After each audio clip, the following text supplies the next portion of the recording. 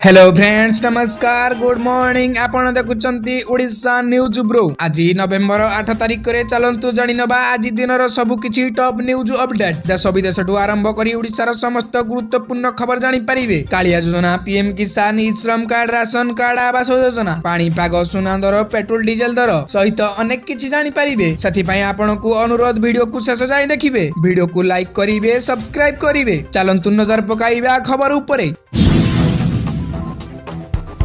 आजिर प्रथम खबर नवीन ओडिशा बिकिब चाउल तेल डाली केंद्र सरकार को अनुसरण करिबारे ओडिशा रे क्षमतासीन बीजेडी सरकार माहेर देशवासी को किलो पिछा 27 टंका 50 पैसा रे भारत अटा बिकिबे केंद्र सरकार। सोमवार केंद्र मंत्री पीयूष गोयल दिल्ली रे अटा बोझेई गाड़ी को पताका हलाई एही कार्यक्रम शुभारंभ करिसंती। सूचना अनुसार बजार रे 10 किलो और 30 किलो परिमाणर अटा पैकेट बिका जिवो। ए नै आसिला सरकारक तरफरु बड़ घोषणा। ए वर्ष दीपावली रे फुटिबनी बाण निर्देश देले सुप्रीम कोर्ट मंगलवार कहिसंती जे केवल दिल्ली एनसीआर नुहे समग्र देश रे बाण फुटा को बैन करा जिबा उचित। देशर समस्त राज्य तथा केंद्र शासित अंचल को दीपावली तथा वर्षर अन्य समय रे बाण न फुटेवा पई निर्देश दैछि सुप्रीम कोर्ट।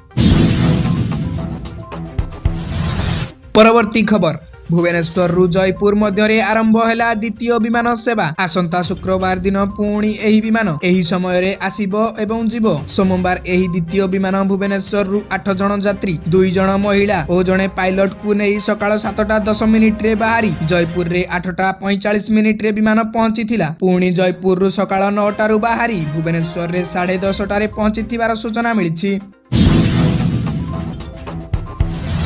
परवर्ती खबर एपटे भोट सेपटे प्रचार 17 नवेम्बर रे छत्तीसगढ़ बाकी 70टी आसन पाई पड़िबो भोट। द्वितीय पर्याय मतदान पूर्व मोदी प्रचार छत्तीसगढ़ रे नवेम्बर 17 रे पड़िबो द्वितीय पर्याय मतदान बाकी 70टी आसन पाई पड़िबो भोट। द्वितीय पर्याय रे निर्वाचन रे भोट पड़िबाकु थिबा आसन गुडी करे जोरदार प्रचार करिसंती प्रधानमंत्री नरेंद्र मोदी। प्रथम पर्याय निर्वाचन भितरे राज्य रे शासन रे थिबा कांग्रेस और विरोधी बीजेपी रो रणनीति को नै खूब खर्च हेउची।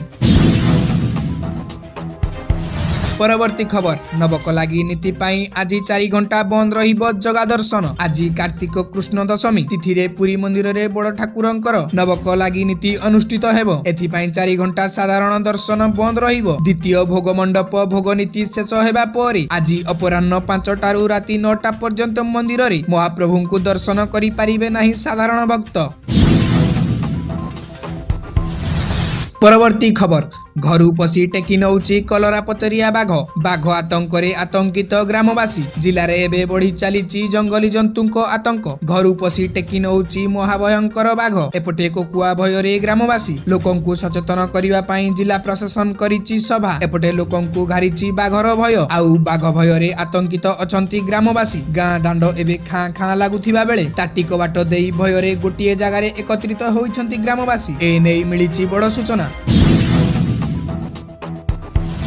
परवर्ती खबर पेंशनधारी को मिलिबो जबरदस्त लाभ। एनपीएस नियम रे हेबो बड़ परिवर्तन। जातीय पेंशन सिस्टम रे नुआ नियम अंतर्भुक्त करिवार प्रक्रिया आरंभ होईछि। एहा सहित एनपीएस अधीन रे आसुथिबा कर्मचारी को पई टंका उठाइबा अत्यंत सहज एवं लाभदायक हेबो। एही परिवर्तन गुड़िक भूमि रे आनिबा पई पेंशन पांठी नियामक एवं विकास प्राधिकरण संपूर्ण प्रस्तुति करिछि। सरकार को तरफरु ए नै आसिला बड़ घोषणा।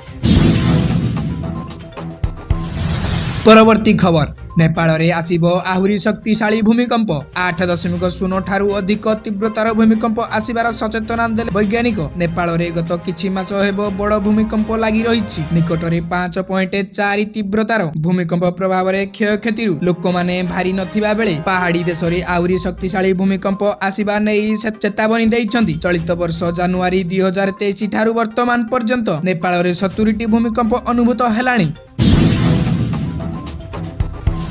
परवर्ती खबर ओडिशा को आसुची शीत। राज्य रे खसिबो पारद बढ़िबो शीत। अधिकांश जिले रे वर्षा हेबो बोली पाणीपाग विभाग सूचना दैछि। राज्य रे शीतर प्रभाव अनुभूत हेलाणी। दिनक परे शीतर प्रकोप अधिक वृद्धि पाइबो बोली भुवनेश्वर आंचलिक पाणीपाग विज्ञान केंद्र पक्षरु सूचना दिया जाइछि। मिलिथिबा सूचना अनुसार आगामी 24 घंटा रे राज्य रे राति तापमात्रा रे विशेष परिवर्तन हेबार संभावना नाही।